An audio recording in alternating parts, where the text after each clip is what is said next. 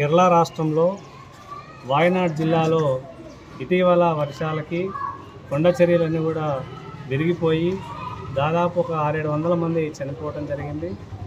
అక్కడున్న బాధితులను ఆదుకోవటానికి మానవతా దృక్పథంతో ఈరోజు సిపిఎం పార్టీ ఆర్మూర్ కమిటీ ఆధ్వర్యంలో వారికి విరాళాల సేకరణ ఆర్మూర్ పట్టణంలో సేకరించి ఈ వచ్చినటువంటి విరాళాలన్నింటినీ కూడా మా పార్టీ జిల్లా కమిటీ తరఫున రాష్ట్ర కమిటీ నుంచి ఆల్ ఇండియా కమిటీ ద్వారా కేరళకి అక్కడ ఉన్నటువంటి బాధితులను ఆదుకోవడానికి ఈరోజు విరాళాల సేకరణ చేస్తూ ఉన్నాం.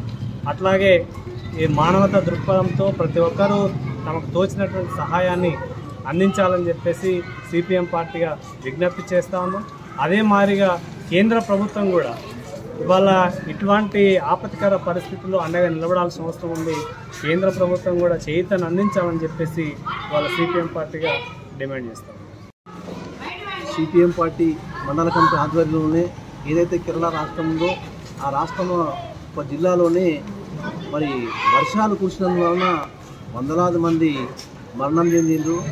వారికి ఇలా ఆర్మూరు పట్టణంలో విరాళ సేకరించి మరి జిల్లా కమిటీకి అందిస్తాము. జిల్లా కమిటీ రాష్ట్ర కమిటీకి అందిస్తుంది. రాష్ట్ర కమిటీ ద్వారా మరి సెంట్రల్ కమిటీ పోయి ఈ విరాళాన్ని కేరళకు అందించే విధంగా ప్రయత్నం చేస్తున్నాం మేము. మరి మేమే కాకుండా ఎవరికి తోచిన సాయం వారు ఉడక మరి పోస్టల్ ద్వారా కానీ ఇంకా స్వచ్ఛంద సంస్థల ద్వారా కానీ మరి అందించాలని మరి ఈ యొక్క ఆర్మూర్ పట్టణ ప్రజలకు నేను విజ్ఞప్తి చేస్తున్నాను.